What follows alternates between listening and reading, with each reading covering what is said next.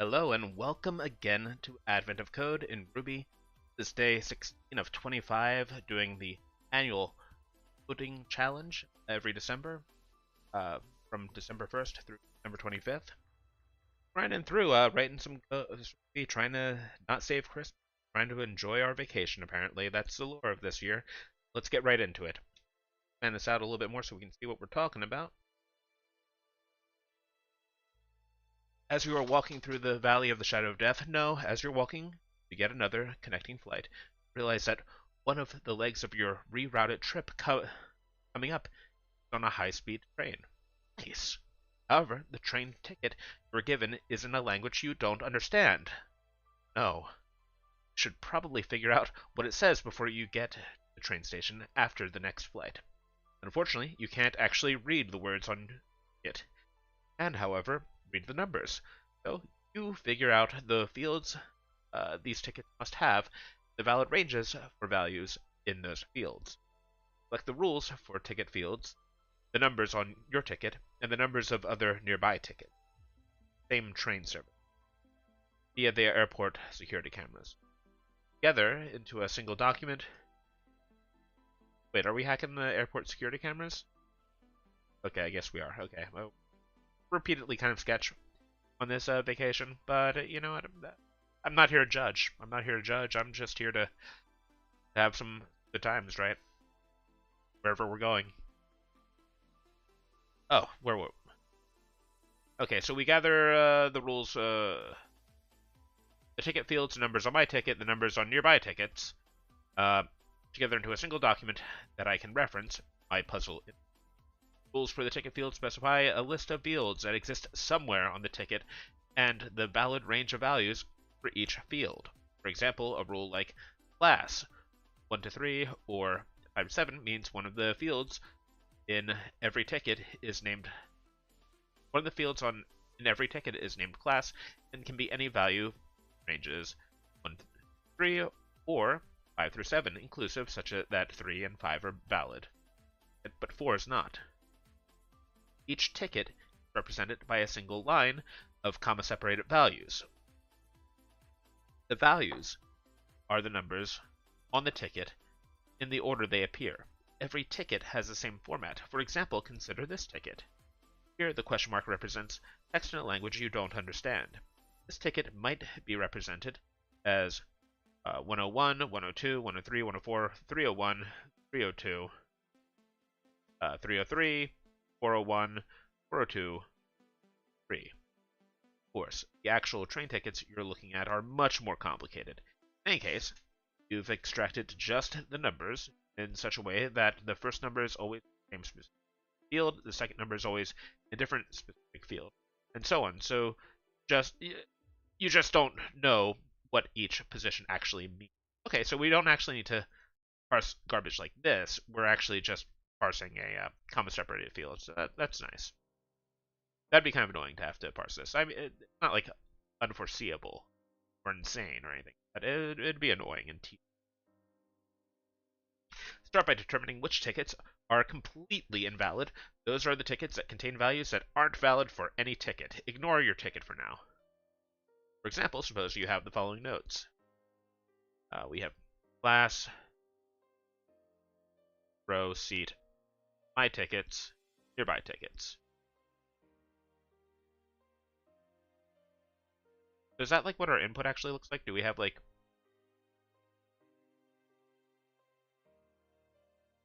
my ticket and nearby tickets? Okay. Makes sense.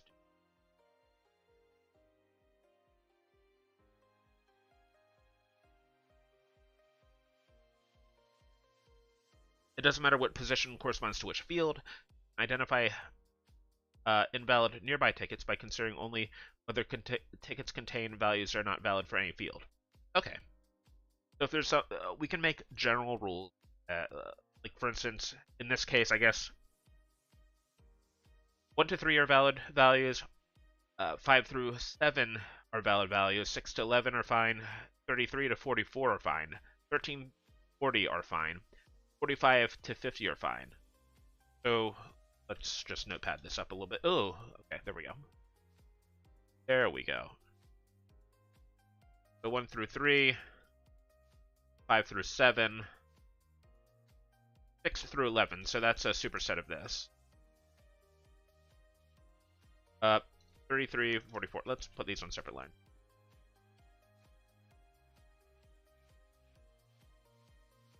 (13) through 40. So 13 starts here. Okay, so that's still in between. But it does include this, so it's technically a 13 through 44 is valid for any field, right? 45 through 50. That's basically just turning this end bound to 50. Okay, and then we just have our ticket. It doesn't matter what position. So we're just looking for things that are not valid for any field. For example, the fields on the first nearby ticket are all valid for at least one field. It's not true for the other 3 tickets nearby field. The other 3 nearby tickets. Right, because 4 is never valid if you see here in our ranges that we have here. 55 is never valid, that's outside of the bounds. 12 is never valid because we stop at 11. That makes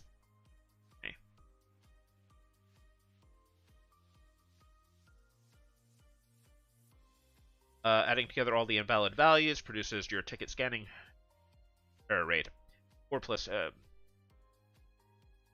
adding all the invalid values produces your ticket scanning error rate, which is 4 plus 55 plus 12 is 71. Okay. Let's see here. This should this actually doesn't sound too bad to start off. We're gonna borrow from day 14 because we actually didn't need our line input parsing like how we usually get rid of all of this. We don't just madness. We don't need any of this.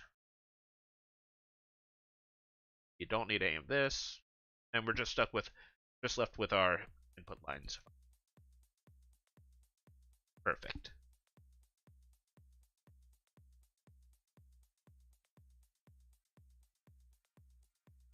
So these rules, okay, so it's generally having a format. It's always number hyphen number or hyphen number. Number hyphen number. So it's not like you're ever going to have just like one of these or two, whatever. You're always going to have both of these. So that sounds pretty reasonable to start off with. So let's have a little like parse lines. That's going to take the input lines, parse them out for us.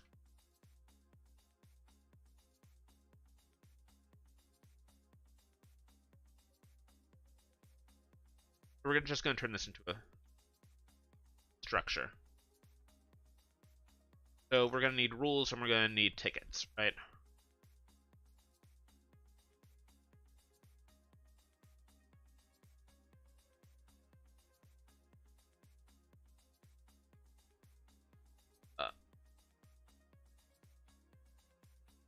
I ticket.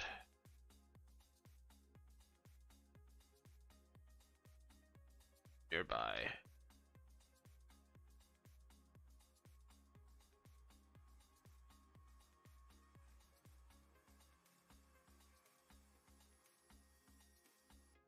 Alright, this.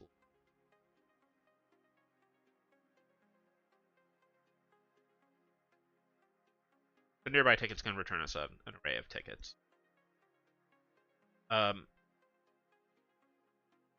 Let's just define what all these mean. Full equals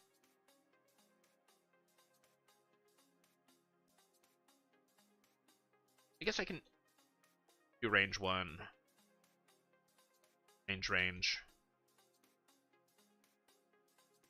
Ruby has like a range thing we can just use the types that are built in. I think that's gonna be fine for them.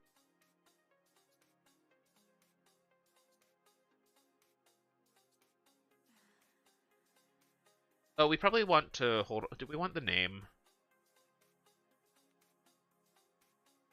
I don't think we need the name yet, so let's not worry about the name yet, and we'll just, if we need the name, we'll figure that out when we need it out. That's probably best. And then just say a ticket is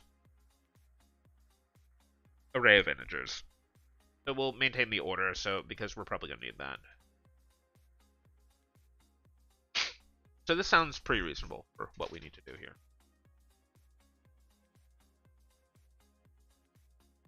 I think what I'm going to do is I'm going to start off by actually creating our test input.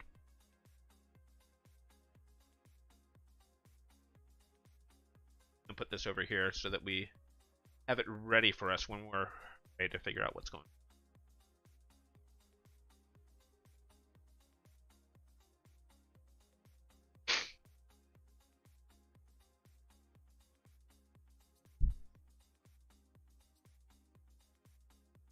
So let's just have as an array my ticket as nil. So we're just creating these variables so we can so that like we have them in 2 lines each.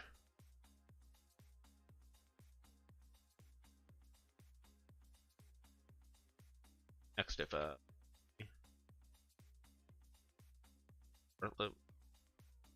blank as a part of standard Ruby, I think that's actually a Rails. Yeah, that's a Railsism. But empty, I think. That's valid, okay.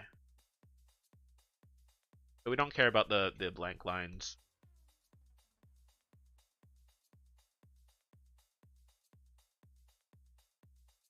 For actual input, because we don't need to solve for general input, solve for our input. So we can kind of just like do this in waves, right? So we don't actually need to do everything all.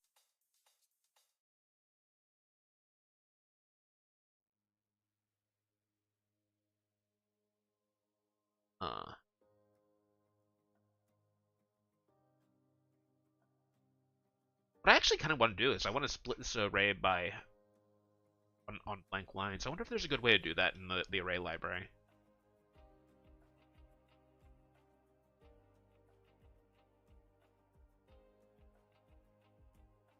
Bisect, maybe? Split?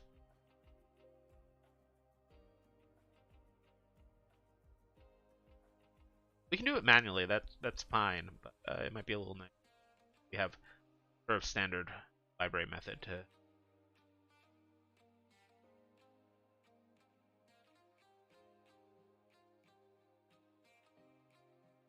segment the.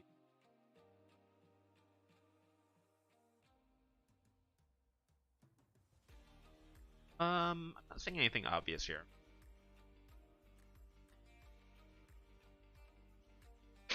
Let's write a little thing to segment the lines, right?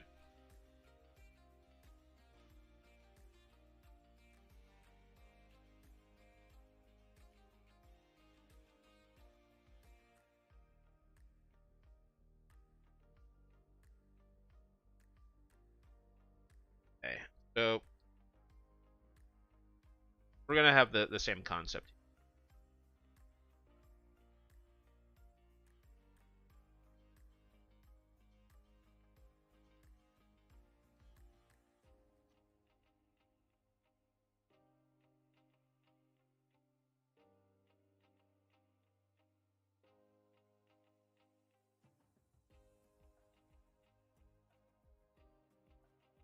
I'm not sure if this is actually necessary. I think I might just be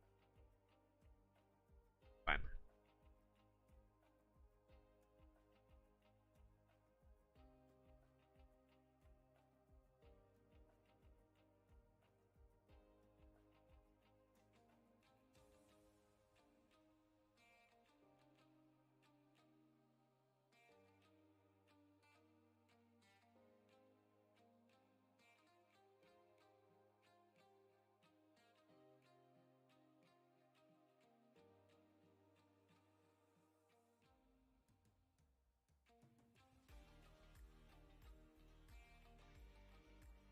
Actually, So we're gonna have like this idea of like we have an arbitrary number of bucket. Mr. Bucket, you put lines in its top. Mr. Bucketing and spits them all out.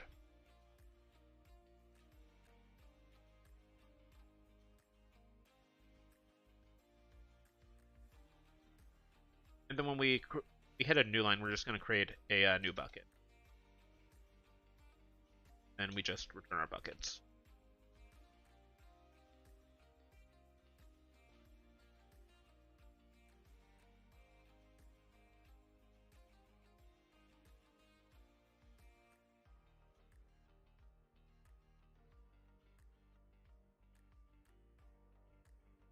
So, let me think here.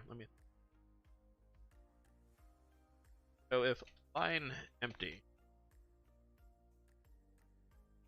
that's when we're transitioning. I don't actually want to start with current. Okay, I'm gonna have that happen when it.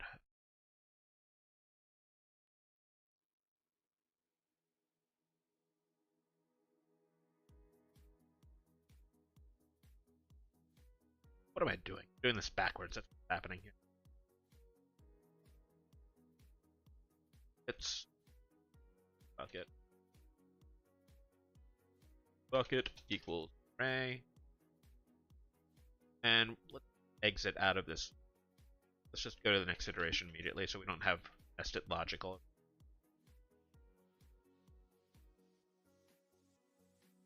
Otherwise, if we get to this line, it's not empty.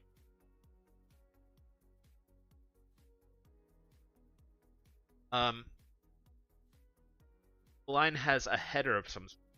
Just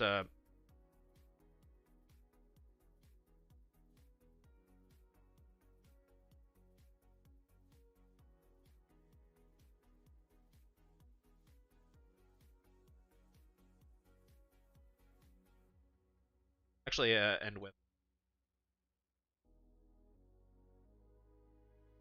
We look at the format. Once with a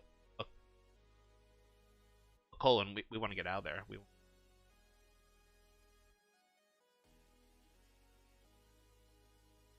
It's colon space actually that.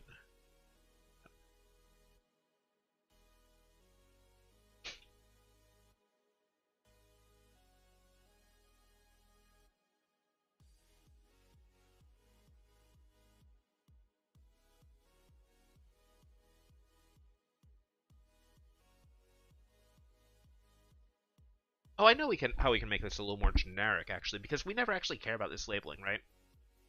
Let's aggressively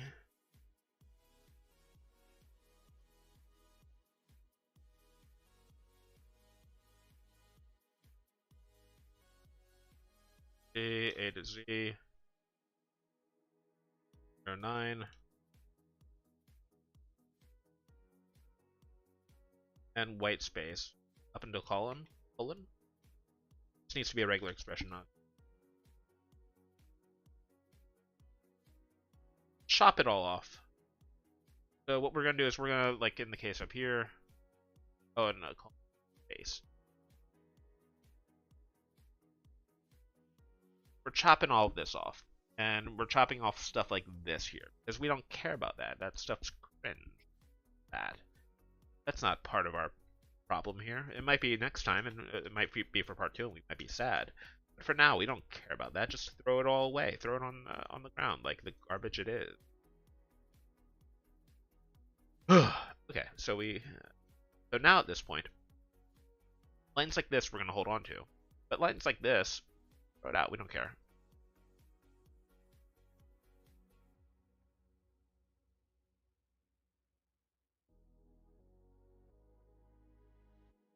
And we're only ever going to add it to our bucket list. Oh, buckets is actually a bucket list. It's actually funny. If there's anything in it. So we're going to knock out lines like this entirely, but we don't want to have like an empty guy right here. That's okay, so we handled those two classes.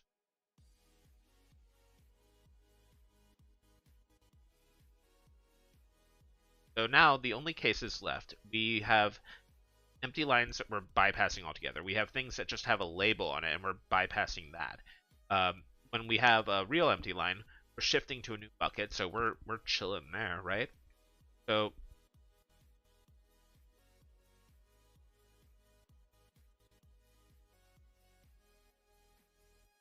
I guess we can actually parse here. We can parsing here.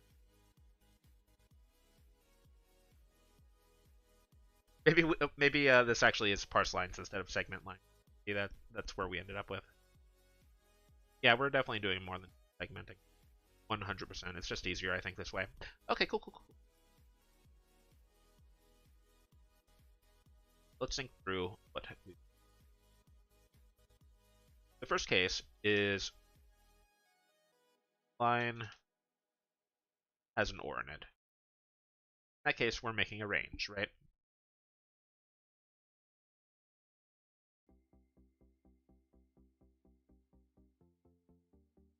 First of all, we're going to split on the or so that we have, okay, so we have 34, we have the segment broken up into two guys. Range 1, range 2 on the or.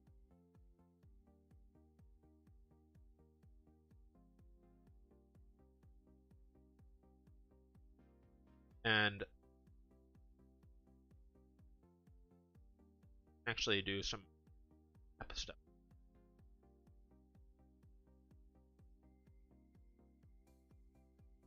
I think this will range. Make it clear that we're talking about a string right here. Range string. We're going to split on here. We're going to map I.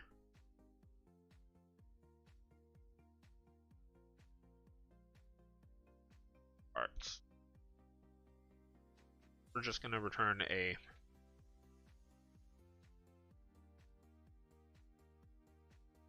just say start end. I hate using the word end actually. That's a Ruby keyword.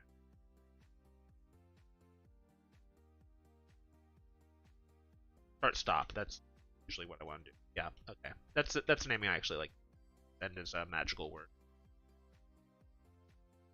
Okay. So that's we're just gonna have this bucket. We're gonna throw start stop into there. And let's keep with the oh, we don't need this to yeah, we need the end.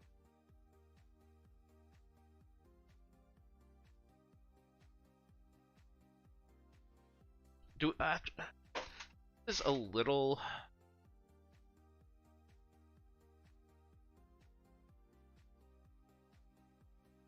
let's have this we might still want to have this grouped for next time, I think. Let's have ranges. Then we'll have range. So this is going to be an array of 2 different ranges each time, right? And we're going to throw that into our bucket so that we keep the positioning. Might not be necessary, but it's a minor thing that we can do that may make our lives a little easier for part 2. We're gonna bail out again.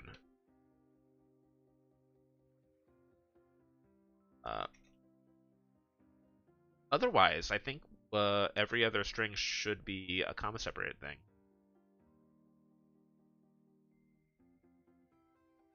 So actually, instead of that, let's be nicer about this. Else if, and also let's be a little paranoid here, right?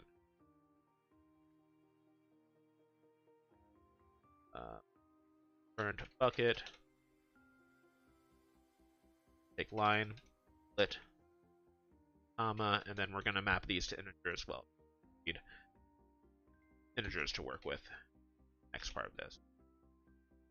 Great, perfect. So we did essentially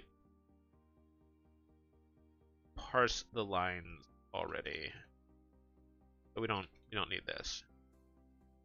This comment is inaccurate, but that's fine. We'll adjust it as Actually, we can adjust it right now. So did I want? Okay.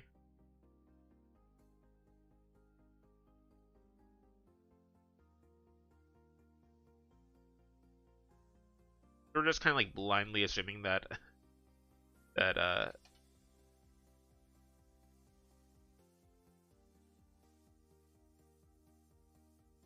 the format of the file is like this. I don't have anything weird here where like, yeah, we don't have anything weird where just bring a rule that or anything. I think that technically the problem said that we should allow for that, but no, we're not going to care about that. Okay, so my ticket buckets 0.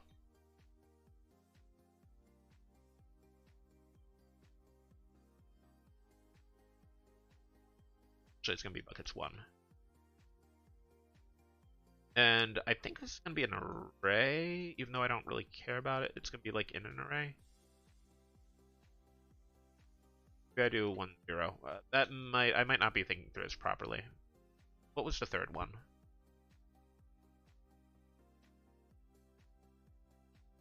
Nearby tickets. Mr. Bucket. And so we get the second array there. So let's just see what this generates with our sample input. Input sample. Go buck wild here. Right, here's our sample input. File, we don't need that anymore. That's from the past. The past is... Let's pretty print this. Hopefully this will be pretty. And no syntax errors. Ooh. First time no syntax errors in a while. Okay, so we have an array 1, 3, 35. Yep, that makes sense. 6, 11, 33, 44. That makes sense.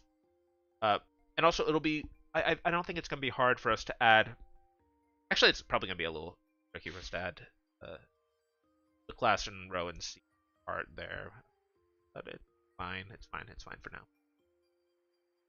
1340, 4550, that makes sense. My ticket should be 7114. Yep, good to go there. Nearby tickets is ill. Okay, we something wrong. Oh, there's no trailing cleanup. We're making this happen every time. Clean out the bucket.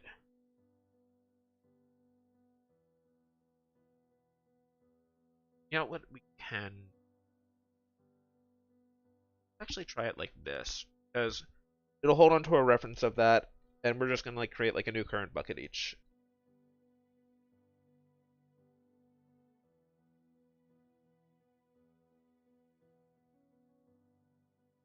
We just flip these. This is gonna keep a reference to like what's like at the end of the array, so we don't need to worry about a cleanup step.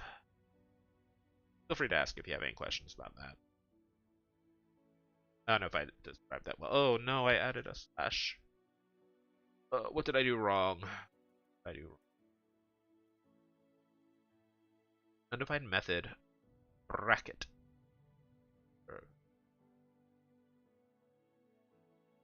In for 39. Okay, let's just have this.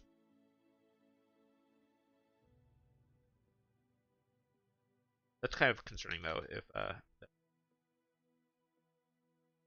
yeah, we don't want that to be definitely true.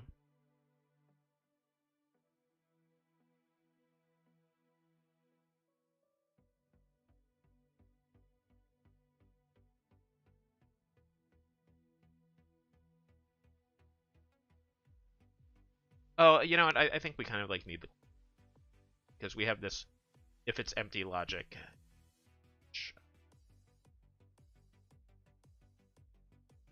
Was designed to skip lines like this.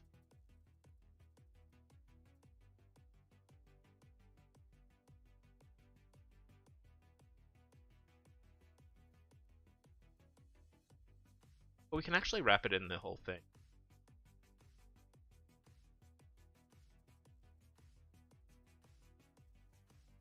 I don't know if this logic is actually makes any sense, but we're gonna run with it.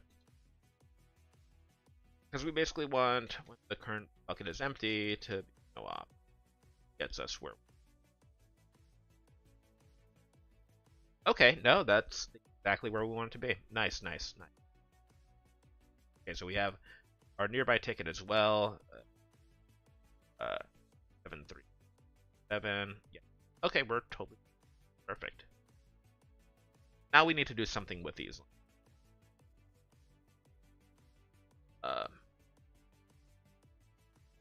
Call this parsed for now.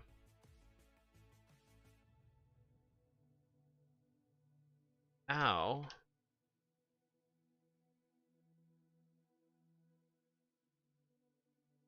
we need two different things. We need invalid tickets and we need invalid ticket numbers.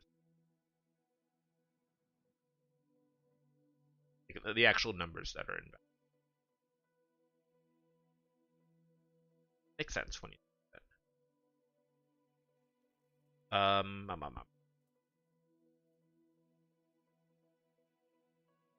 Okay, I think let's get through this.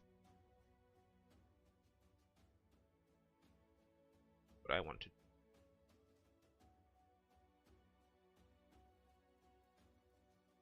Say rules is first Latin.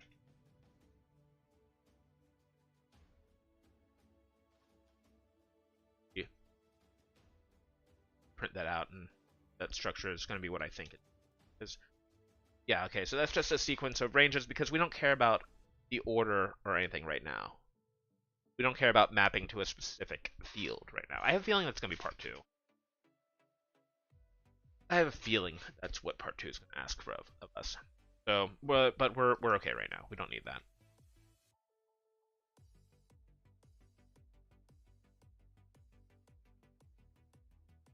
So what we can do, we're ignoring our tickets right now. First, nearby tickets. We're just going to go through each of these.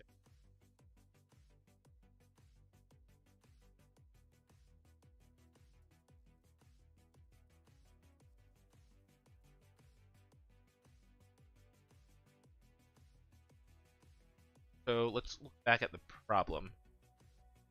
And the problem is just asking for every number that's wrong.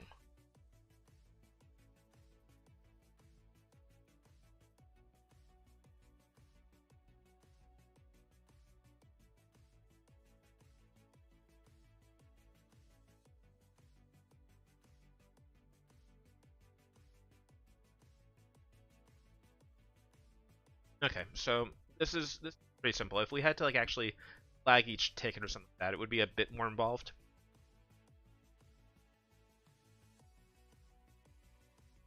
So we're gonna have our ticket and ticket find all.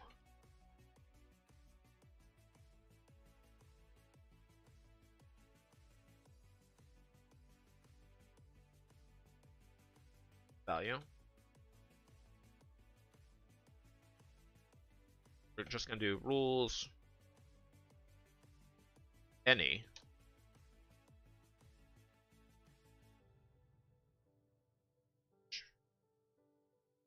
Oh, I need to remind myself the exact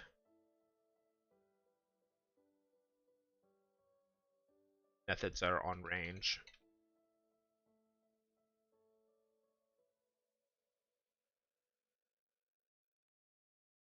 Works.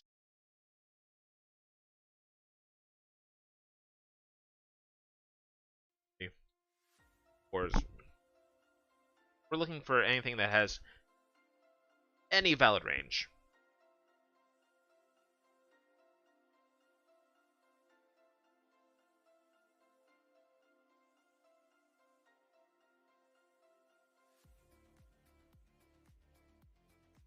Depending on the constraints they put on part 2, part 2 might be kind of tricky.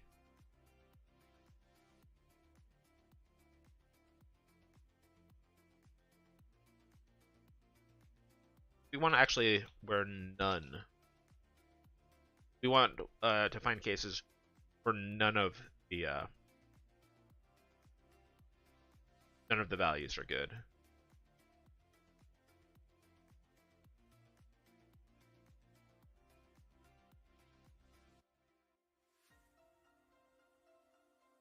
So we can actually do a map operation here to make this clear.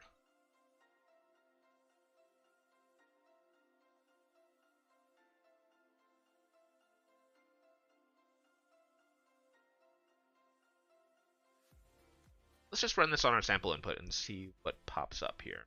Because we should see 4, 55, and 12. I think they're going to be nested in an array, so I think we're going to need to compact down. We might also need to do some flattening, but that's all fine. And we might need to compact possibly. I don't know if like nils are going to be found. Oh, I didn't pretty print.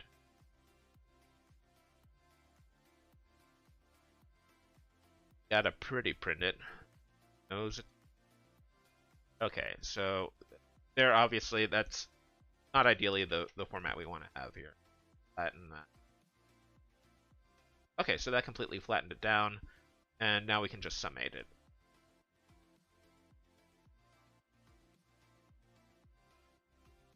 And we end up with 71, which is exactly what we were looking for.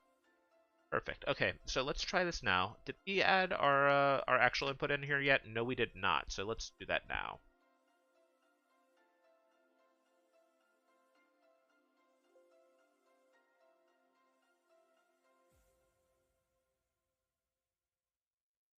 Make sure that last time we did this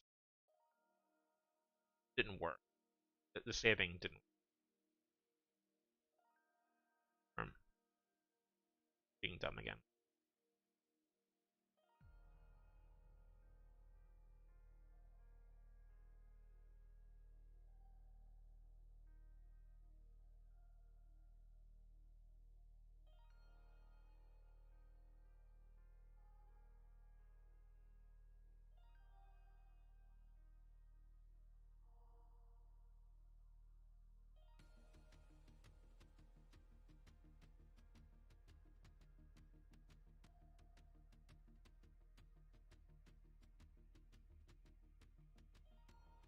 Okay, so very annoying. It did this after stream for me. It worked fine after stream, but during stream, with my most recent Windows update, Chrome is not able to just give a text file for some. Anyway, here's our input. Hope it's cool.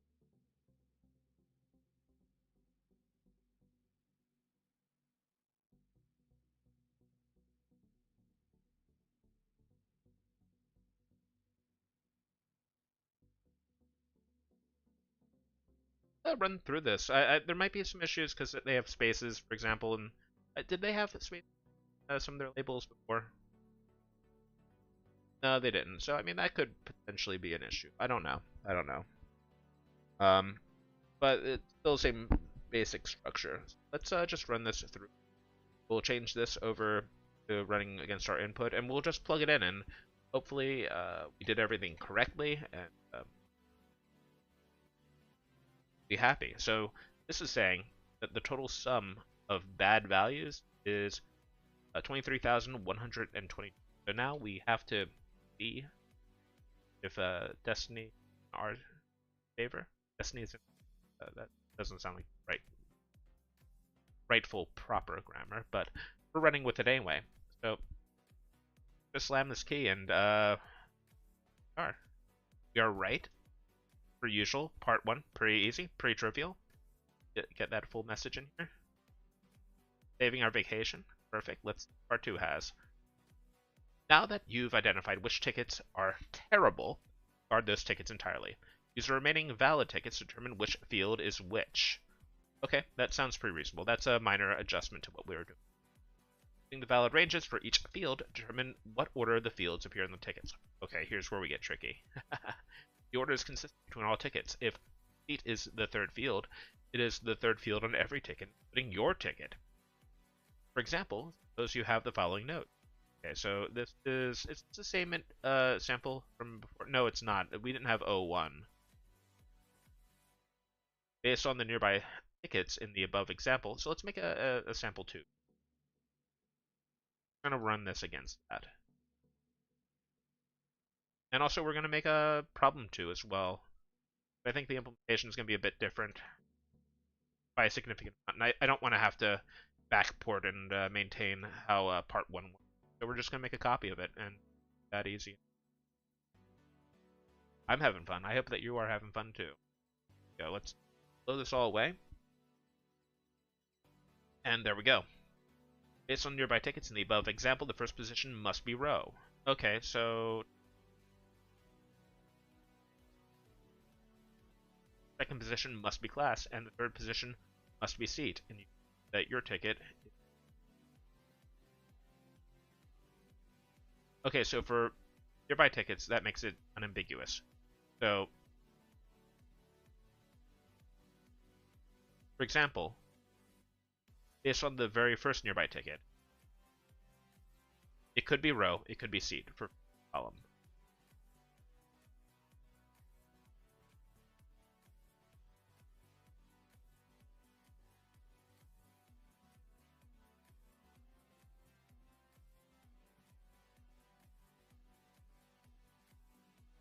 Yeah, bring up a notepad. Sometimes going through logic manually is useful for general purpose. So our bounds are 0, 1 or 419, 0, 5 or 819. Let's actually tab these out.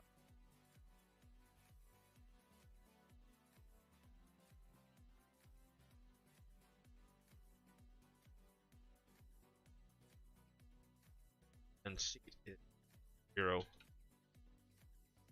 13. Perfect. So 3, 9, 18. 3 could be valid. And let's actually name these. Us row and a seat.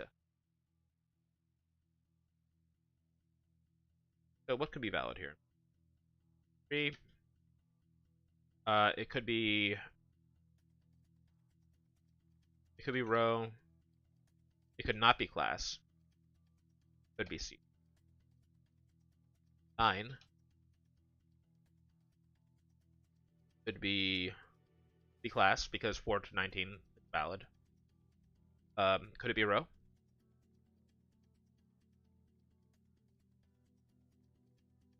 It could be row. And 9 could be seat because 0 to 13, that's 18. Could be class because 4 to 19, that's valid. Be row because 8 to 19, that's valid. And it could be seat because 16, 19, that's valid. So for our next ticket, 15, 1, 5, we have here. So 15 be class.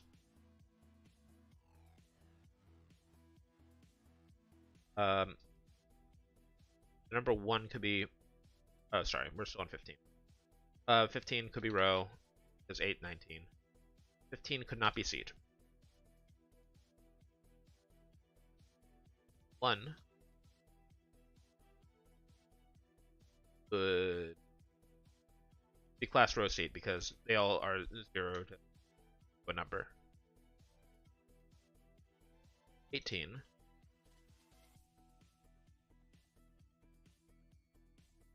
could be class because 4 to 19. Oh, we've already seen. Oh, why am I saying 18? It's actually 5. 5 is what. My eye skipped up. Class, yes. Row, yes. 0, 5. And seat, yes.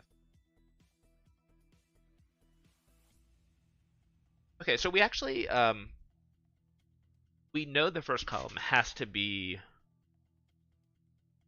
row, right? Has to be row. because we have 15. We have class row and row seat. So it has to be the commonality between these. And so we can eliminate every other row. I feel like I'm doing a Sudoku right now.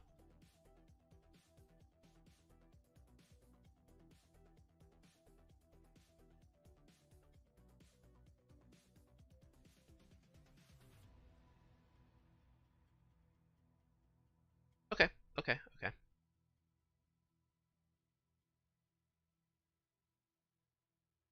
Now let's look at the next one. So we never need to look at row again,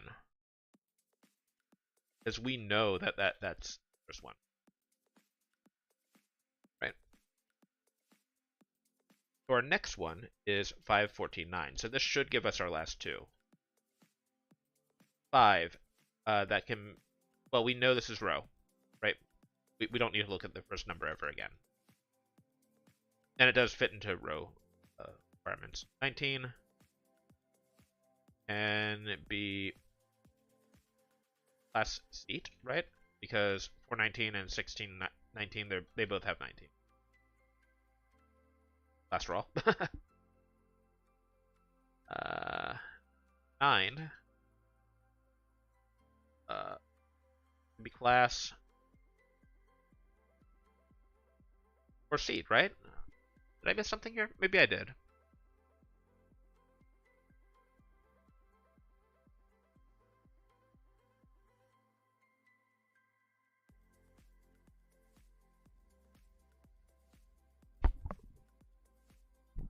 Anyway, I did the algorithm by hand wrong, but that's fine. Based on the nearby tickets, the example, the first position row. Okay, we got that. The second position must be class.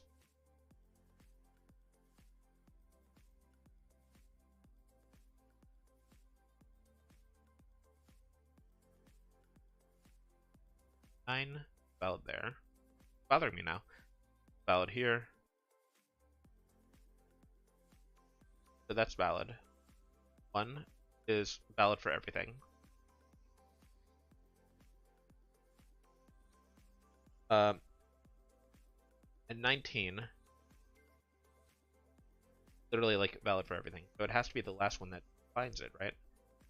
18 is valid for everything. 18 is valid for everything.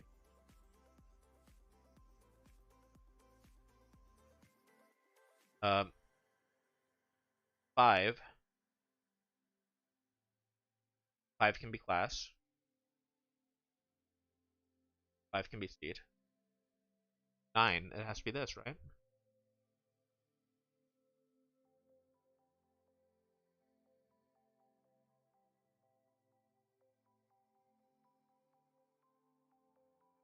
feel like I'm missing a bit of logic here, but that's fine.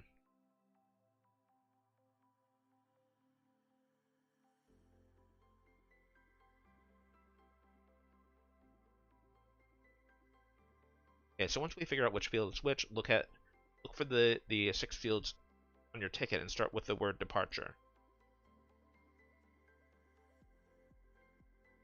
What do you get?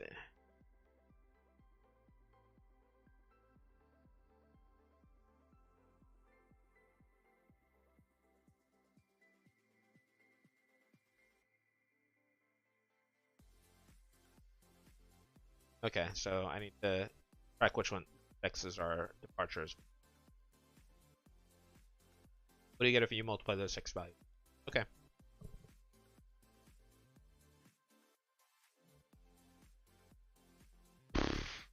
Okay, so we do need to keep track of the tagging.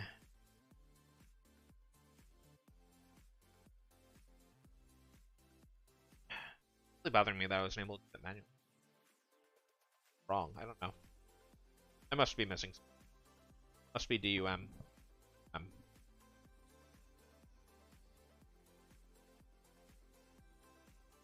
So our parsing is going to be a little more complicated. We have to track more.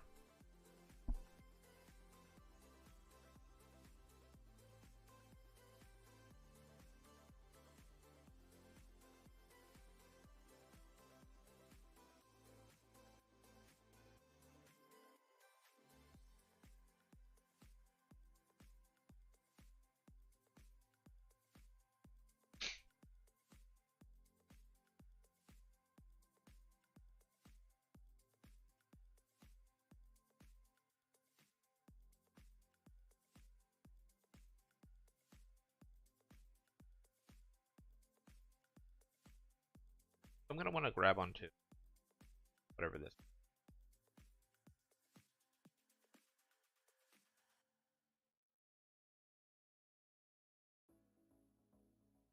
Also, I'm kind of curious.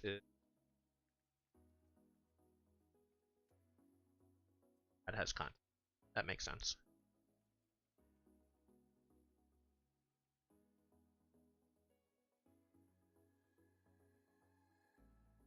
Okay, so what we can do instead of this jalopy is we can actually split on colon. Preamble.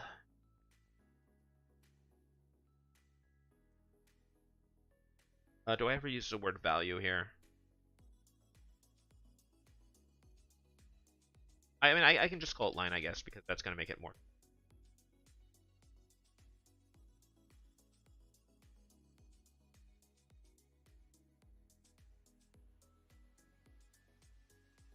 So I'm just also curious. Mill is empty, right?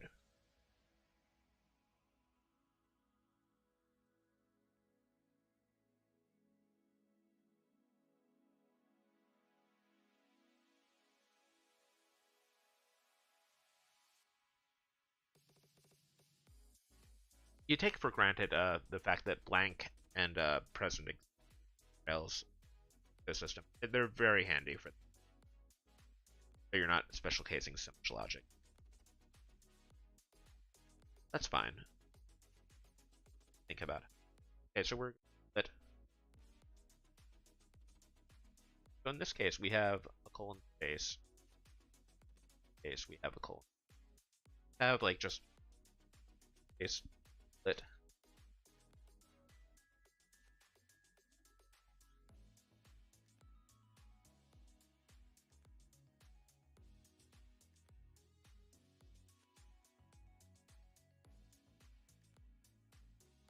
Last is gonna just make line or equals empty string, not breaking anything.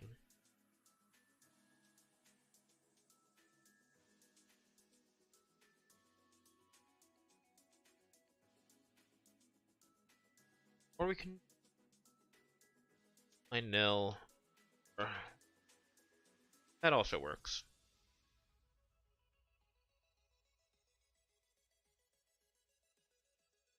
Get rid of this. So we have access to our preamble.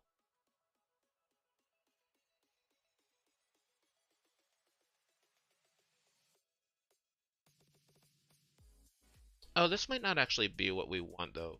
Yeah, normal.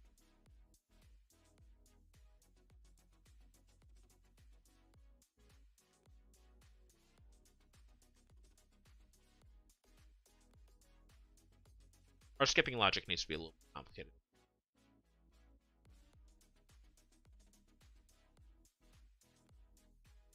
I think we are keeping this.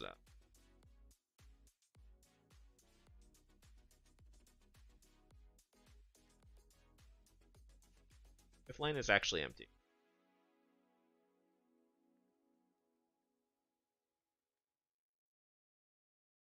Do that preemptively. That's only going to be for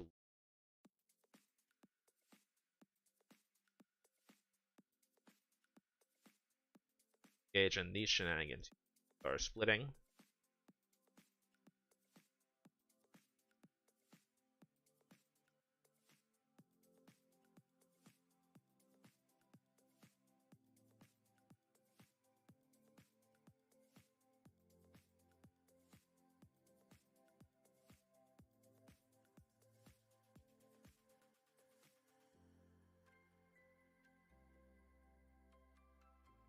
So if it's just like one of these lines, if it's like your ticket or my ticket, we're just gonna skip.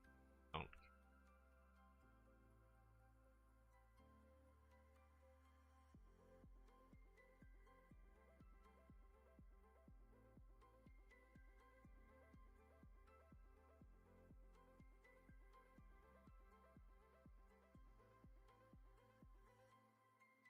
Oh, but this is gonna be true if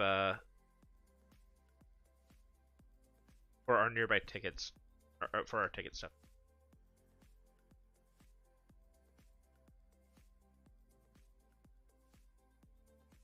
Let's have actually different logic.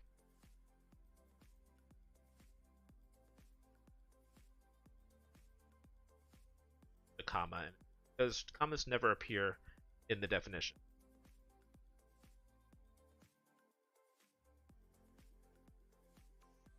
So if there's a comma, let's do.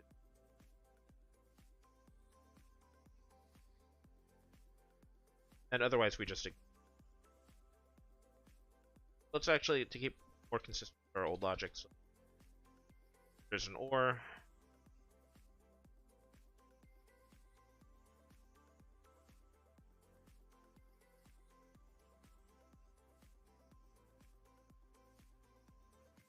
Actually, just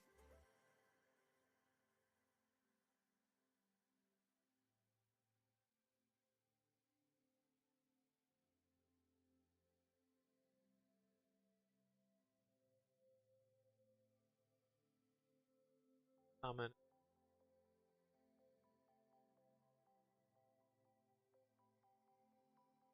Now this actual logic is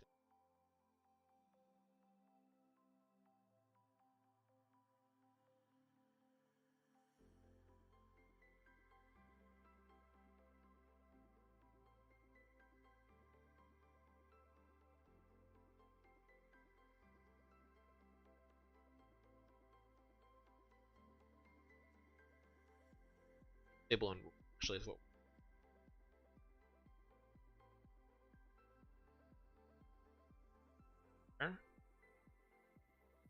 Then we're setting.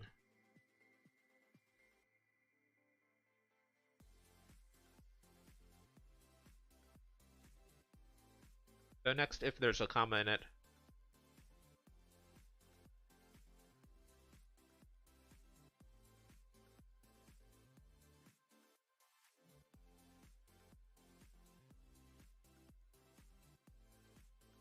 comma in it. Also, we do need to come up with a good way to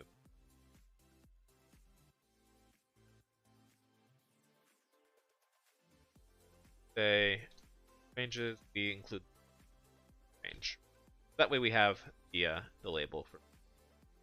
We'll need to adjust our other logic to compensate. Otherwise, okay, so these are just tickets. We don't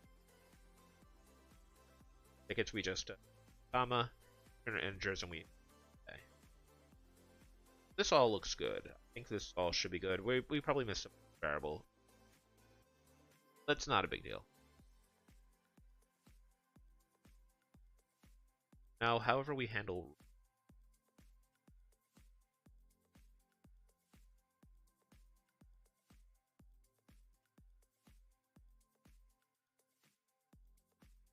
Rules a. Let's actually make our rules. It's gonna be annoying to turn hash because we have this.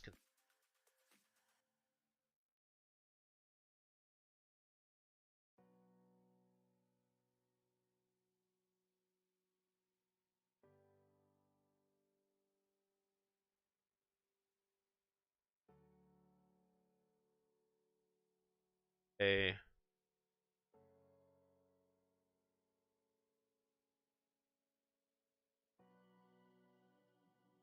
Oh right, because we flattening all.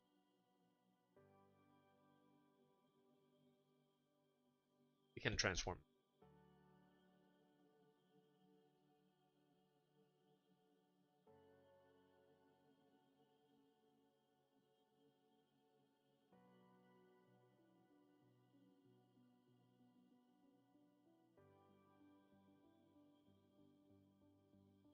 The rules themselves don't really have numbers, so that's not are not the rules don't have an order.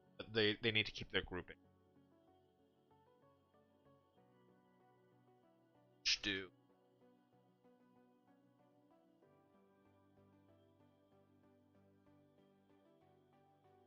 say that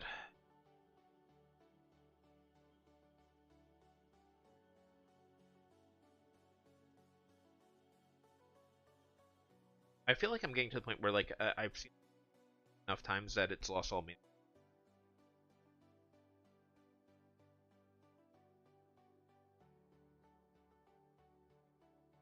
We're just putting the label as the key for this hash, and then we're having will be the slice of the remainder hash. I've used slice so much during.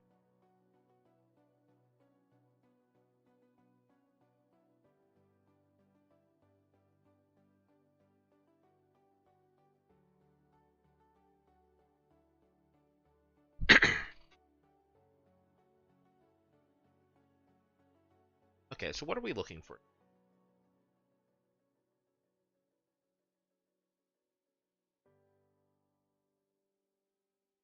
Now we've identified which tickets contain invalid values.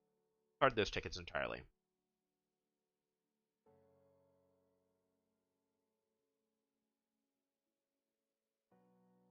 Okay, so what we're gonna do is we're gonna do things a little. So we're actually keeping good tickets. Okay, so we're gonna take ticket find all. We're gonna have flat rules as well as.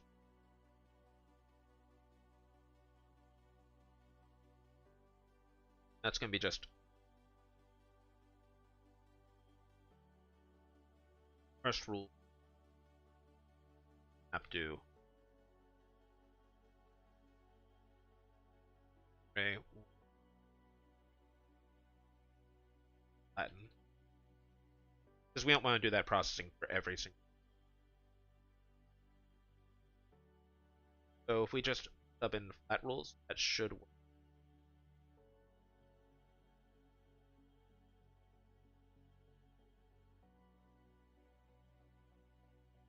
So we changed the none to a find all. So that's going to turn all the tickets that were legit to quit. Okay, let's run this, and I think we've done enough that I've probably made a dozen syntax errors. So, we're on problem ones. And let's go back to our sample.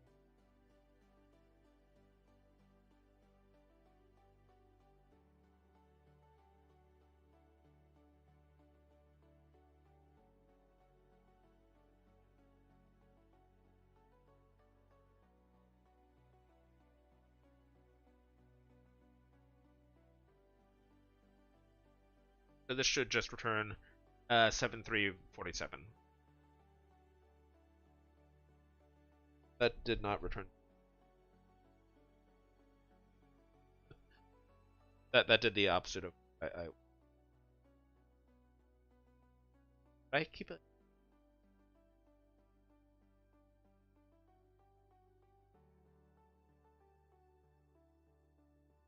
Just confirm the structure that we have first.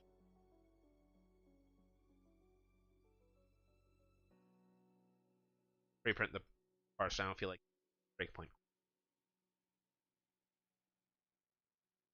Okay, so class 3757. That makes row 7.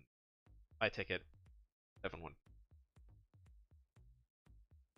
Okay, so this all looks. Reprint our flat rules.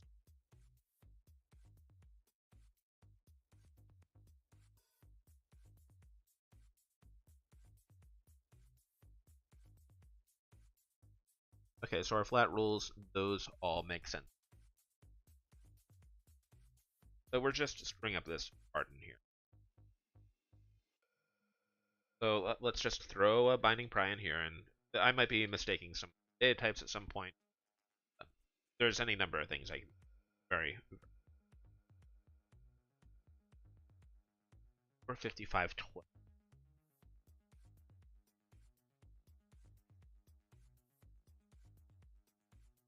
That part seems very odd to me.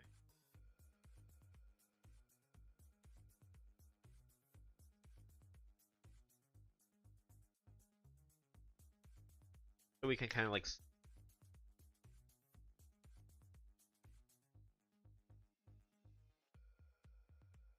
I can see the value. Oh, and I want this to be any. No, I still want this to be.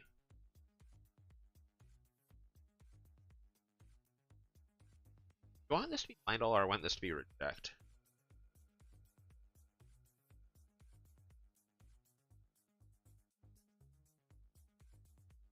I understand the issue here because I'm still going kind of like through per number, and that's not really what I want. Yeah. Okay, so we don't need to go binding pry quite yet. Back out for it. Because our logic is just bad.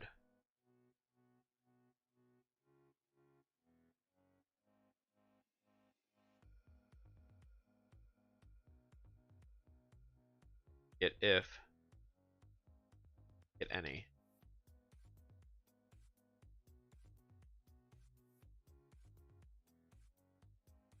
Fact. So now what this is going to do is good tickets are ticket. No, that's still not right.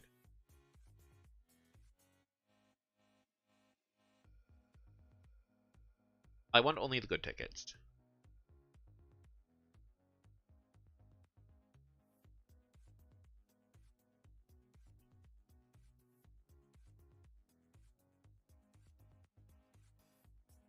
So I want it where for every element in the ticket,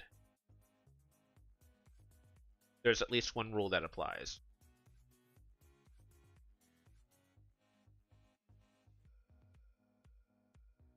7347. I still don't. That comes. Oh, because that's the ticket. That's exactly the ticket we're looking. Exactly what we. So I'm gonna do a come back there.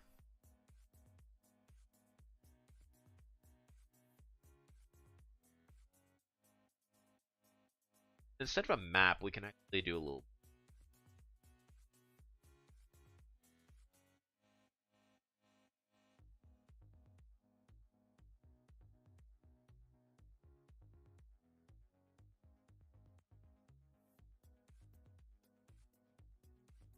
Do one better. Find all.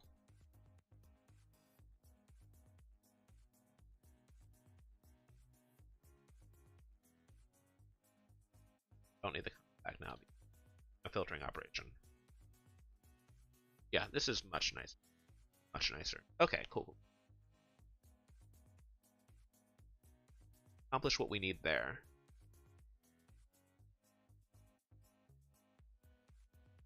Very nervous because I did this by hand. Practice. That scares me about this sample. Let's see how this works.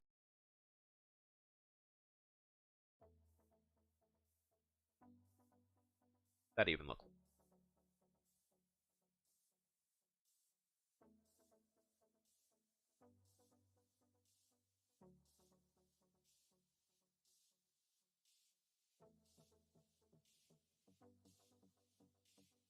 Yeah, so these are all valid. Okay, time for a second batch of pro.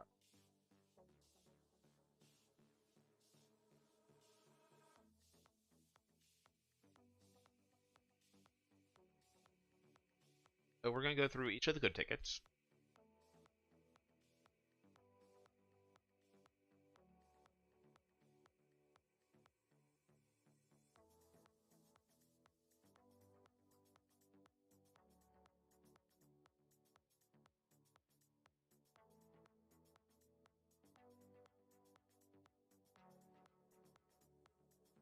Okay, I think what we're going to do is I think what we want to do is we want to figure out like what are like the valid locations for each slot in it. The tickets are going to have a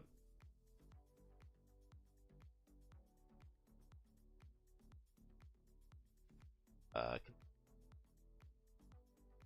going to find out what makes sense here. So we're going to start off by let's say we're going to assume that every field is valid everywhere. Valid.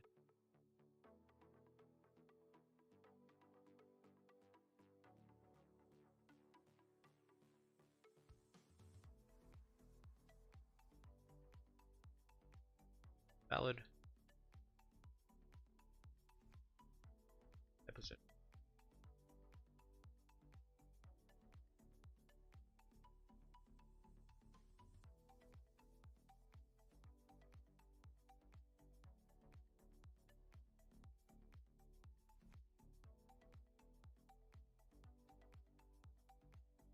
We're gonna do first. What's this called? Ticket.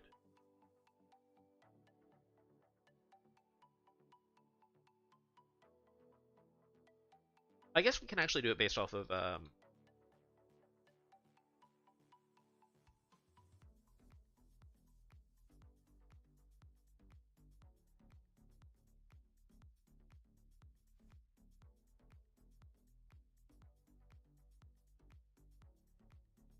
first rule.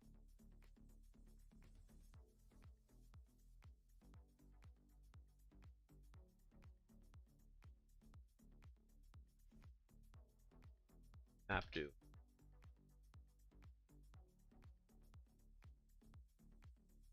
There you go. And what we're just basically doing is we're creating an array that is going to have the entire list of.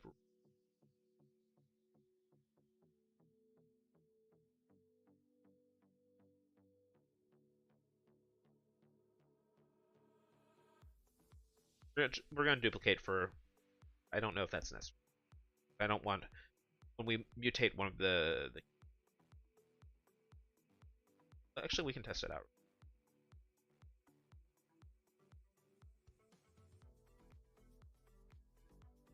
A B.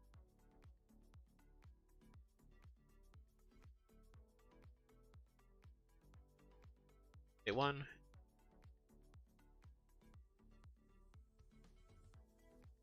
Two hash keys. So if A1 1. Okay, so I don't actually need to. And let me actually test out the next thing. I believe if we do an AND operation on this, yep, that will that'll match them up so that only the common things are preserved. Don't need to do here.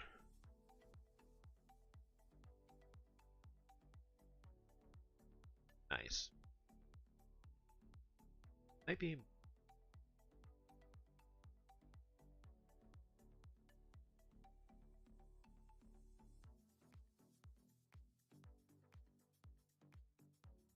size. Okay.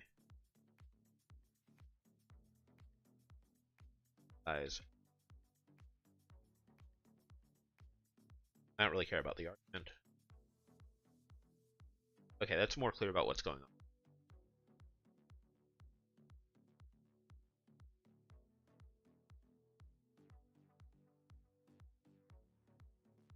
Pre-print that.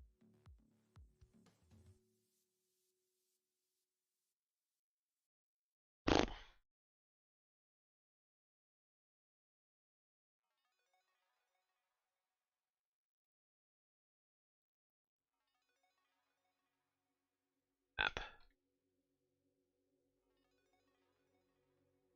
Okay, so we have class row seat, class row seat, class row seat in our example. That makes perfect sense. Okay.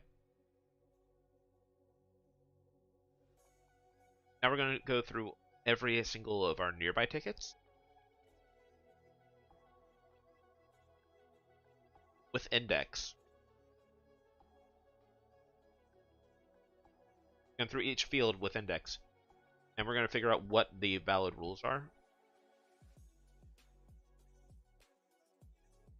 This is going to be a little bit more. We're going to say good tickets. We have our good tickets.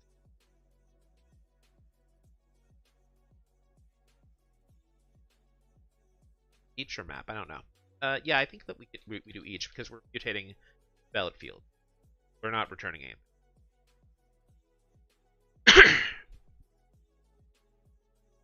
And at the end of this, actually,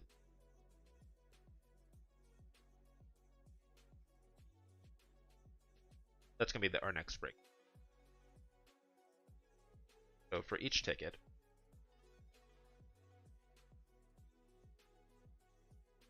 we are going to determine for each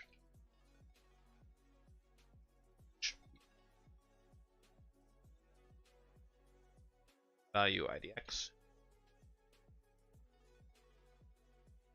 And figure out which of these are roos.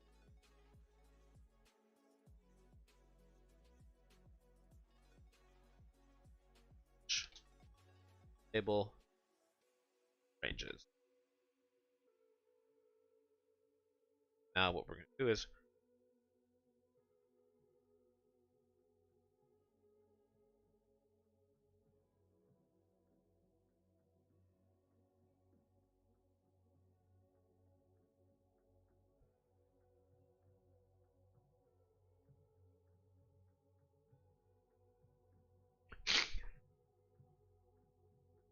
this is where I do a find each on hash itself.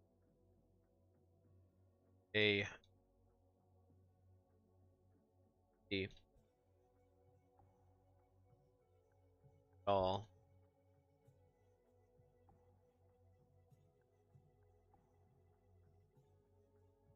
okay, and that returns an array. That's exactly what we're that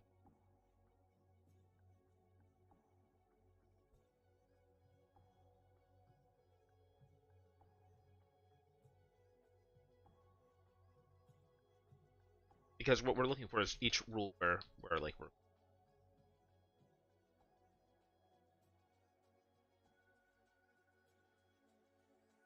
test out one of A B and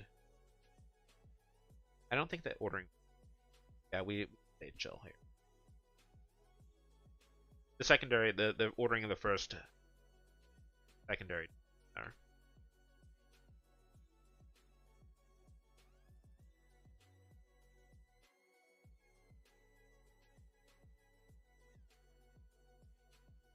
Here.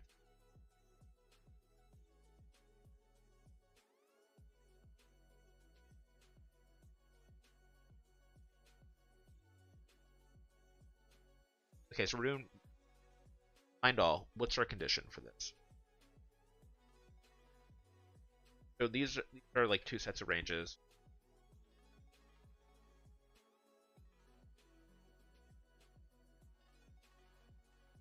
Value. So if any of the ranges are chill,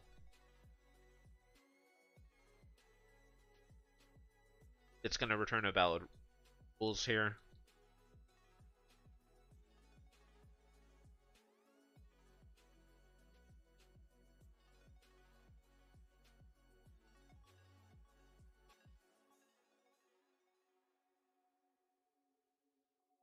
And here is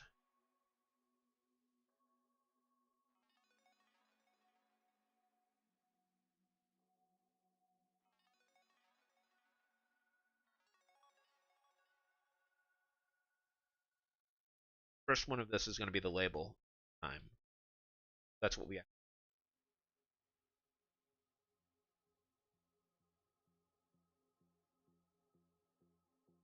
have. Valid fields I X. So we're looking at the field X order and equals that with names. I think this should do what we're. So at the end of this, we're going to print out valid fields. How this look? We have nothing. Nothing.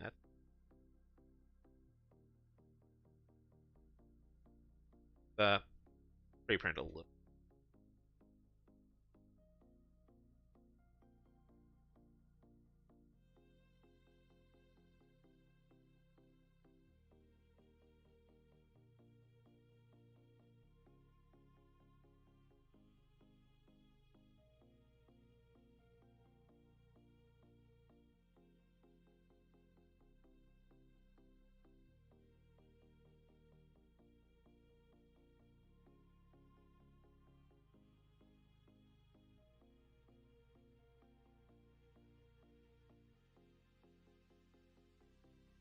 Oh, did I do this?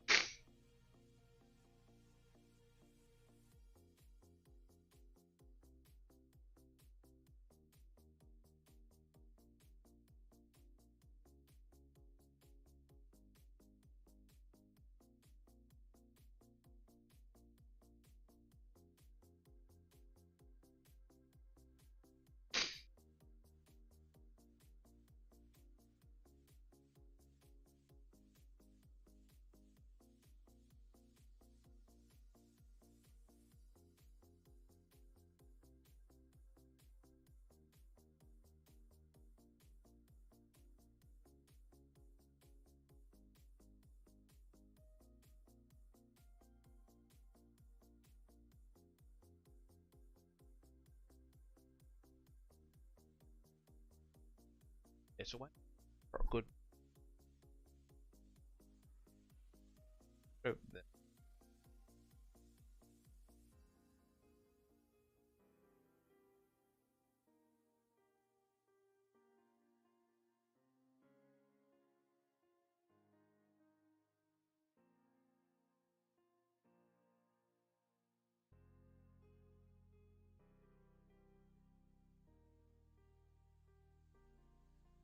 I was really hoping this would just blindly just make me sad now.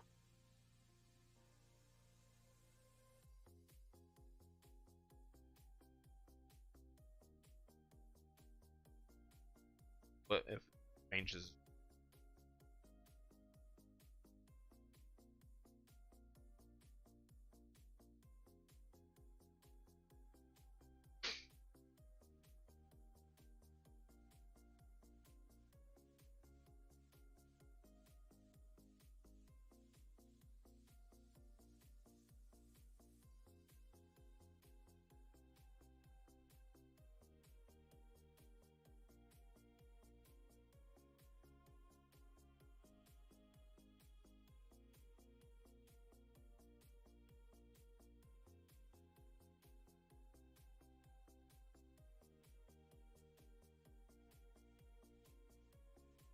starting with number 3.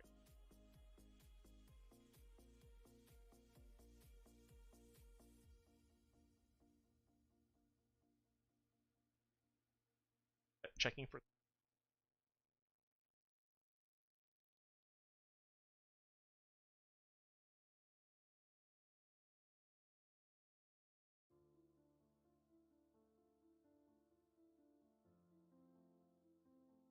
kind of like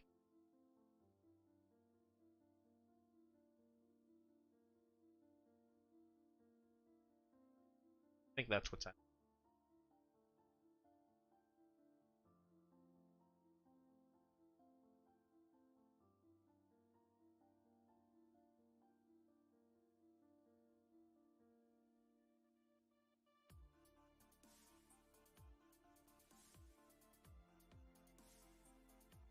It does something interesting.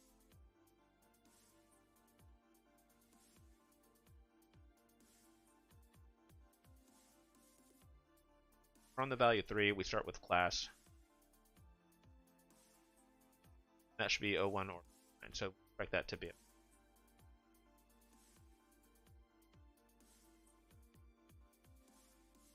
Run row.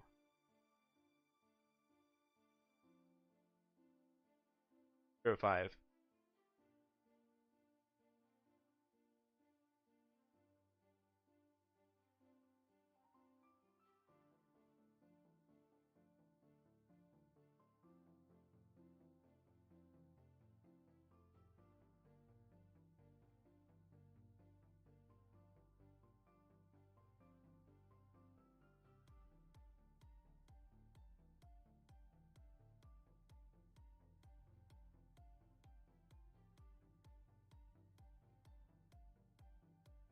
I think we just this is getting too complicated.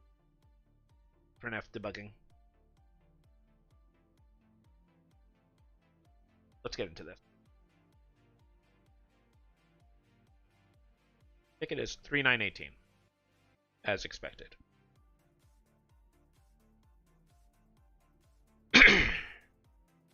Our value is 3. We're in 3 now. That makes sense. Step. Ranges. Step. Be ranging. Value. Makes sense.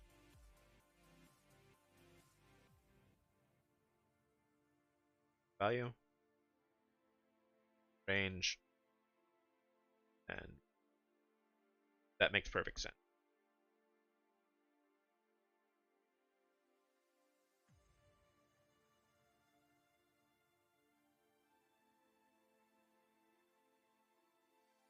Oh, maybe my logic is bad here.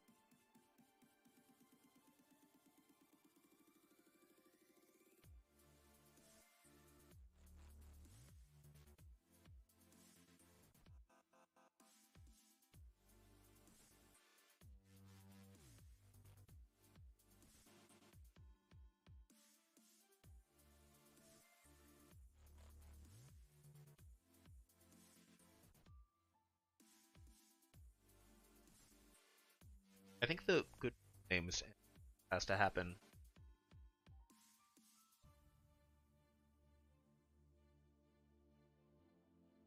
No, wait, let's continue.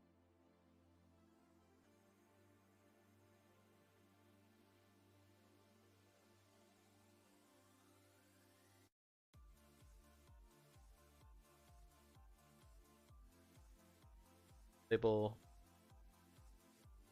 Now we're looking at the rows. Everyone loves a good row. Earn value, 3, so we should...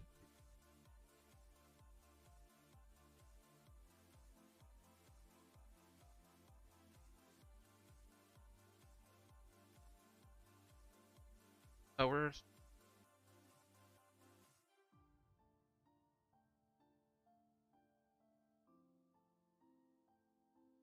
Well, let's get through this.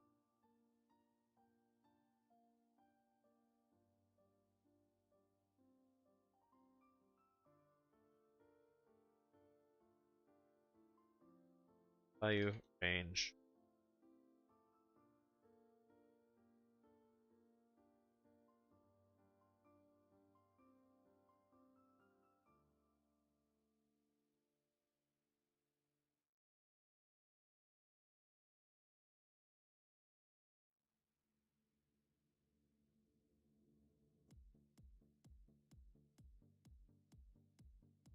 Why we're still...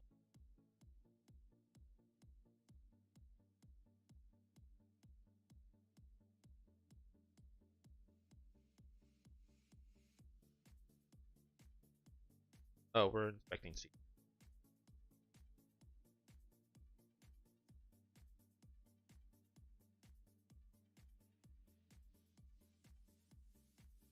Should also...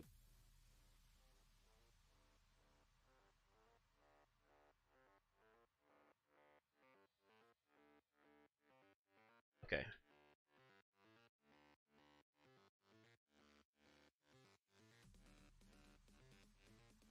First.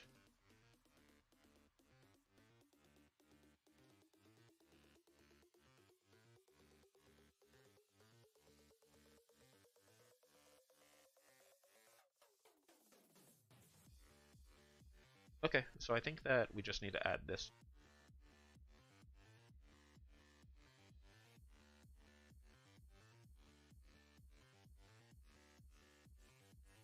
Okay. Coming out our binding pry and just times get back into a program. Okay. I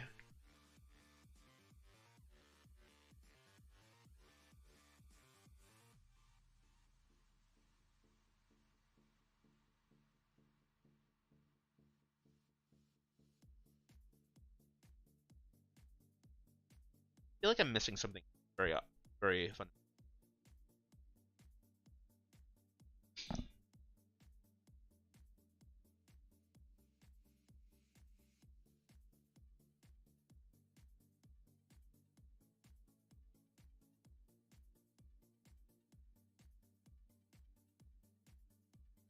Oh, so once we have row, we don't consider row anymore.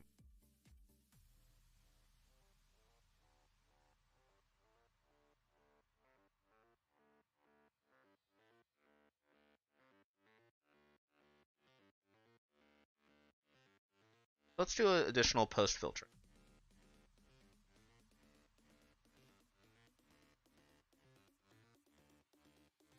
Um, we have valid fields.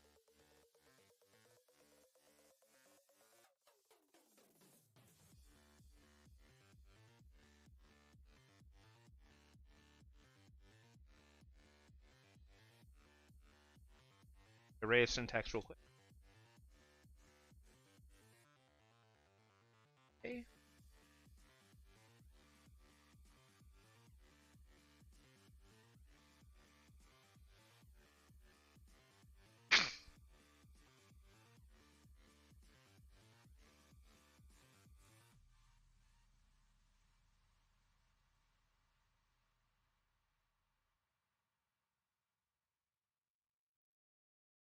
Okay, so let's roll.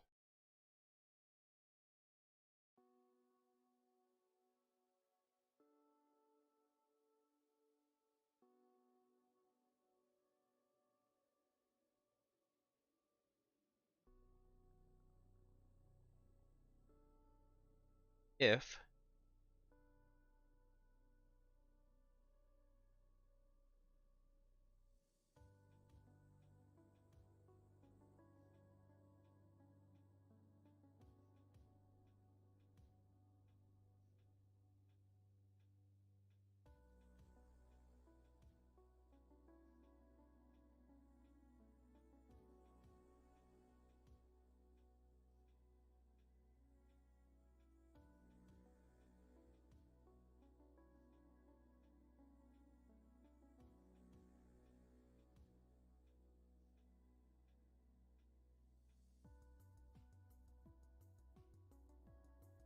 now we're going to find every one where um, size is 1. And we're just going to start pulling stuff out.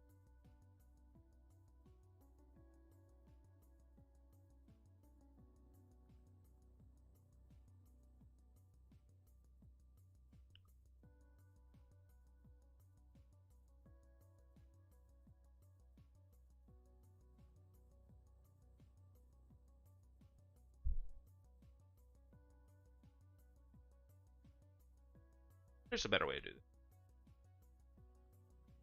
I don't know if this is going to work in the general case.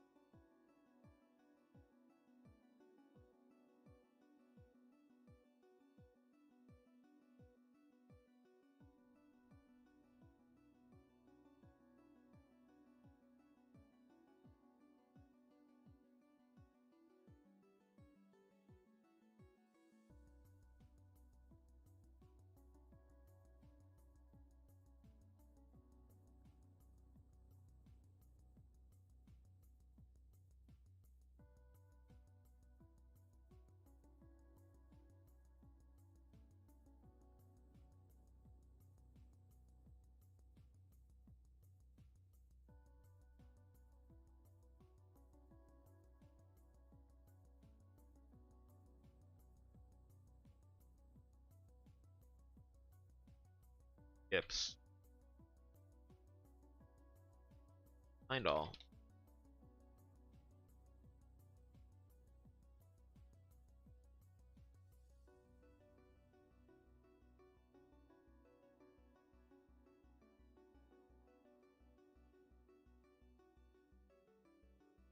So if the size is 1, have a new. You have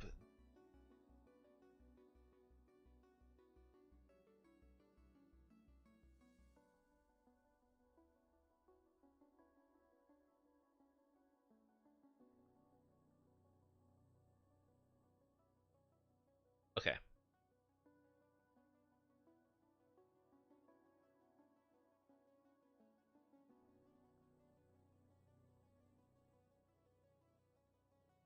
Ever skip.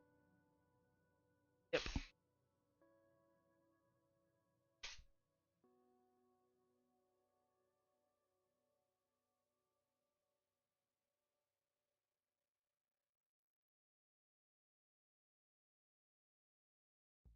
Might be better as change my.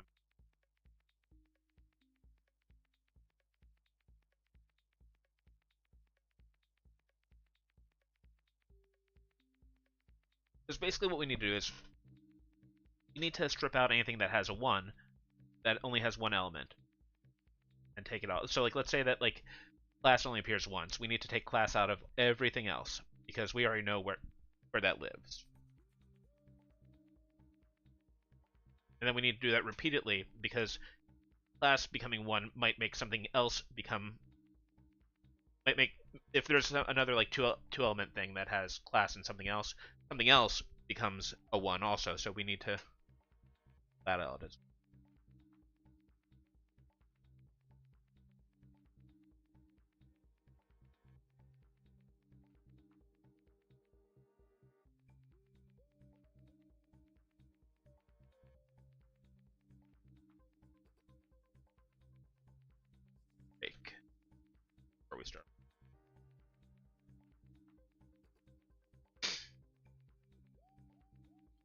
Let's just collect everything that can have.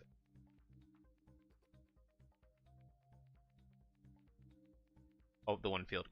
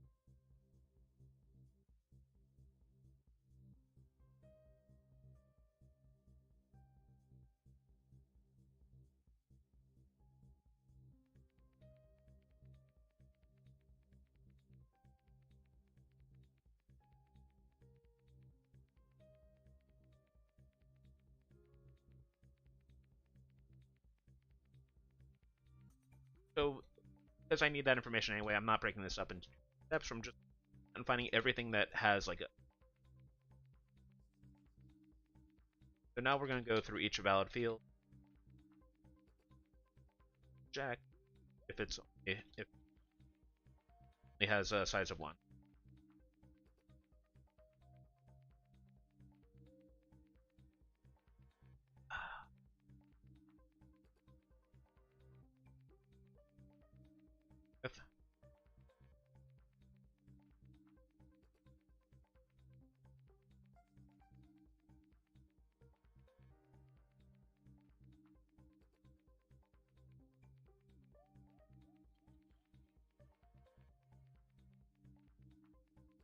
If we have our collection of 1,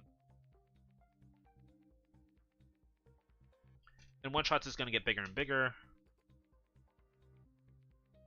and eventually, if the input is up, it should eventually end up in this place where we have one of each thing. So if this does an infinite loop, we're doing the right thing. It might be infinite.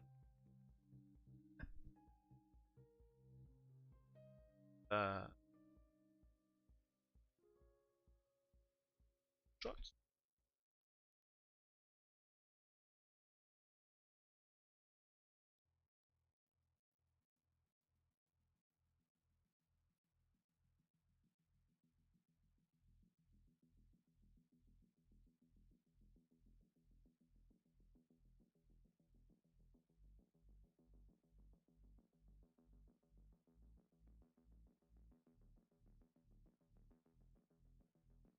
Oh, I wonder if this is not.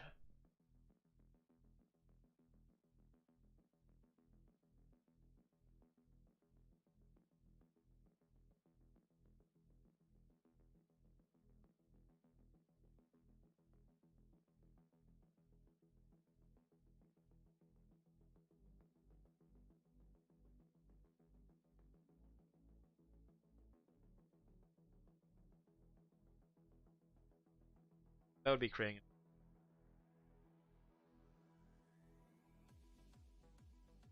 That doesn't. That stops us.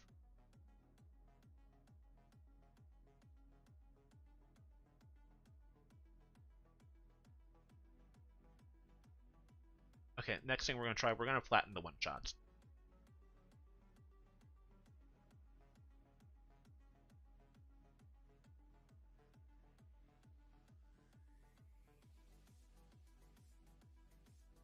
Okay, not there yet. Should be pretty instantaneous.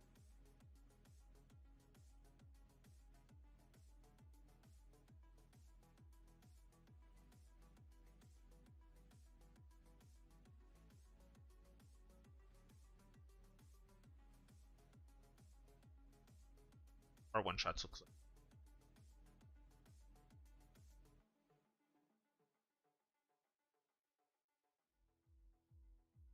What? Why is that rotating? That's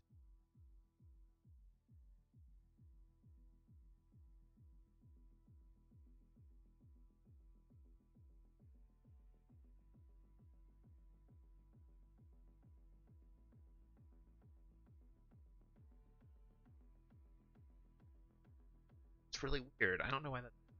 Okay.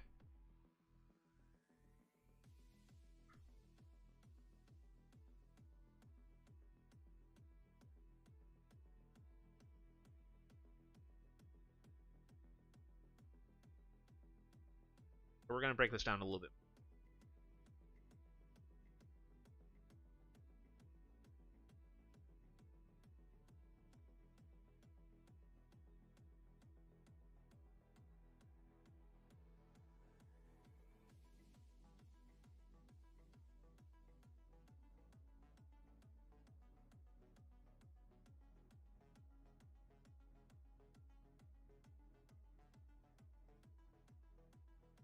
Actually, be.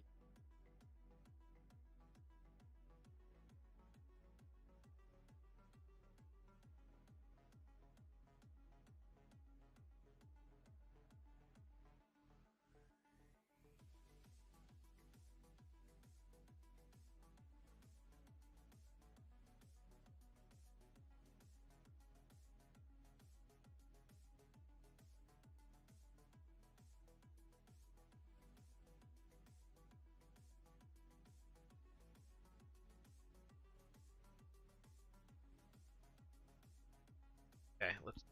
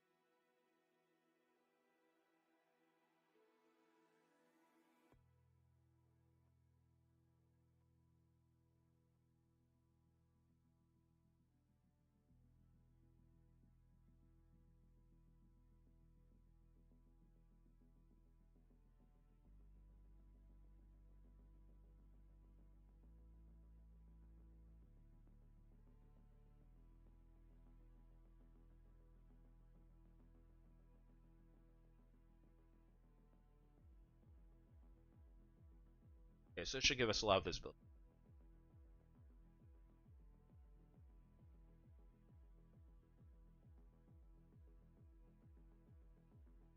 until we.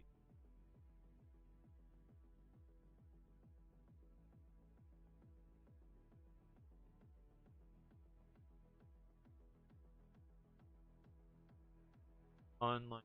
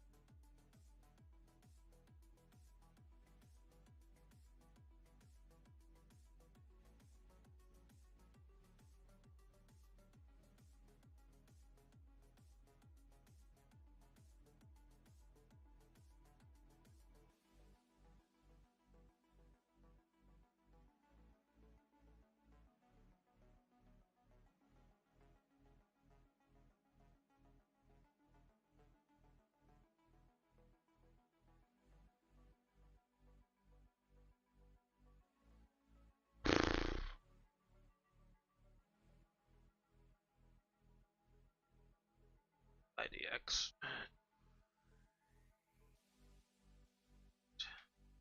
That.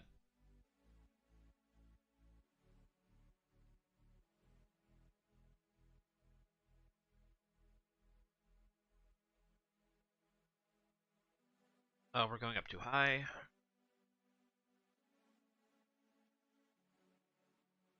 Oh, this all just works now. I was going up. Okay. So, are we expect to have class row class. So now we have valid fields. The concept. Now we need to find first six. Start with once work out which field. Look at the fields on your ticket. Start with the word departure.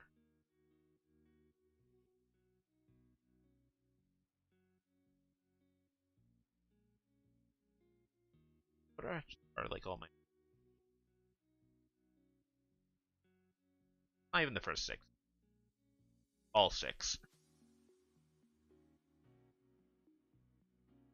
Okay, so let's. Okay, so now we're on to the next thing.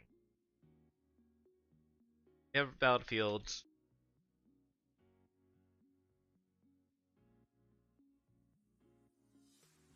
Map index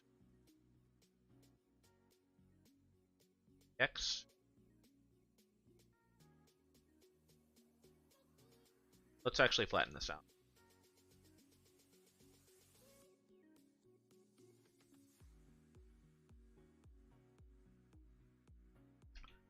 Just because we don't necessarily want to add indexes, not having to worry about it. The valid fields. Index.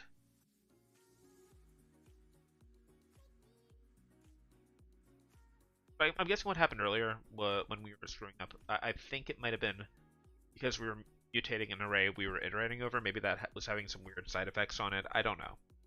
That can happen sometimes. So that's why we switched to an explicit indexing, and everything seems now, which is. But anyway, let's get into. So now that we have the order of our things, we need to figure out the indexes, the indices, dices, dicey, micey, dicey, Dyson. We need to find the indices, dices, not even right, the indexes that have the word depart.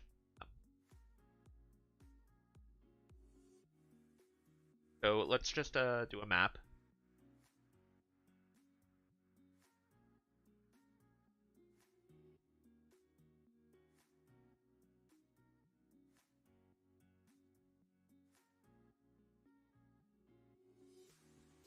Gonna keep it really simple.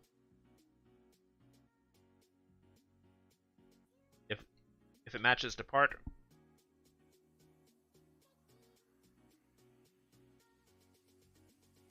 departure. We're good. If it doesn't match departure, we're sad. Actually, we return the index. If not, we return nil. We compact this. We just have a list of all the indices with that field. So now, let's just reprint my ticket, right? First. So before we do anything, let's just get my ticket and see what it looks like. It's been so long since we looked at our own that it's probably valuable.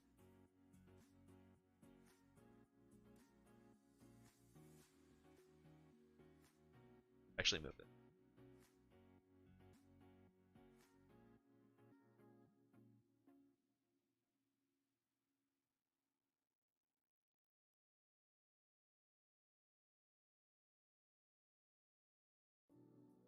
My ticket.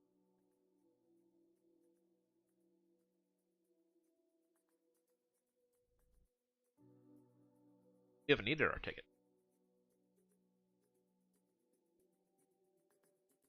My ticket. First. Ticket. Latin.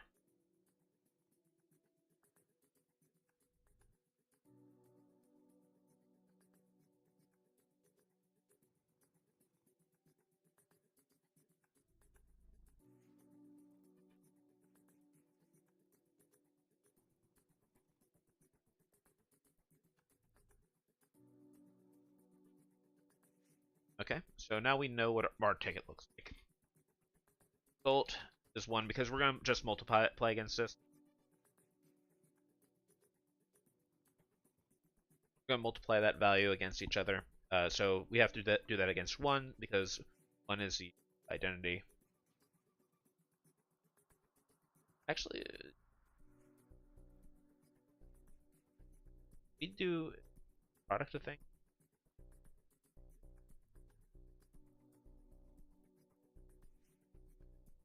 That's the Cartesian product, I think.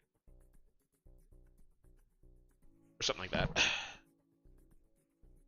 We don't have something like sum to. That's fine. There's probably a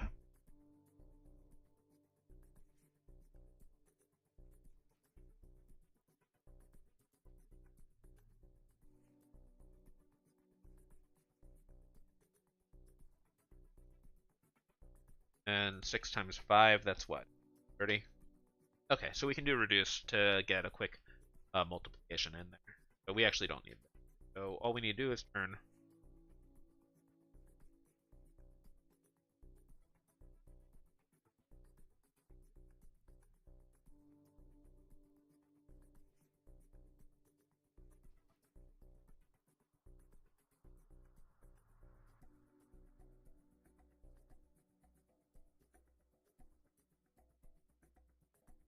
part index.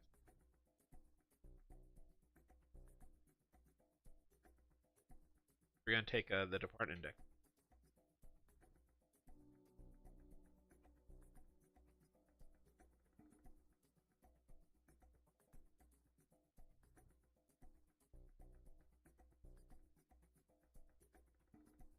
I'm going to turn that my ticket.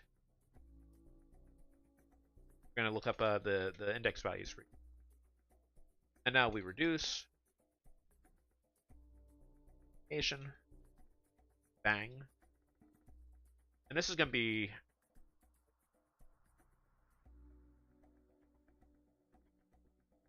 this isn't going to be anything for don't have any departure.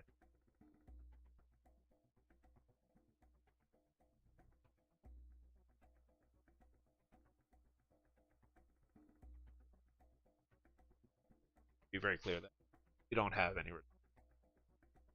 But just our sample.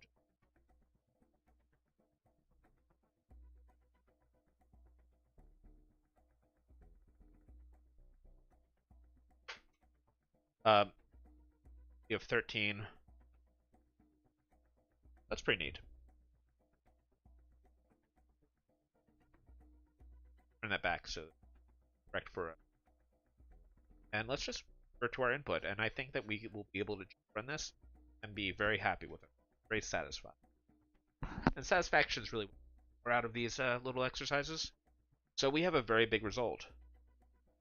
But we have a very big ticket, so that's okay. We'll just throw this in here, and hopefully we have a timeout because I don't know what next steps are if we got this wrong. That's the right answer. We get a gold star. We're at 32, which is a power of 2, which makes us very happy. We haven't been at 32 probably since day 8 when we were at 16, right? We're really, really happy. We're rolling along. I'm losing my voice. I haven't eaten dinner yet. It is 20 in the evening on the day of our Lord, December 16th. I want to thank you so much for joining me. If you have your own solution, feel free to drop a line on Discord, and I'll take a look at it, and we can chat about it, or talk about it tomorrow when I come back.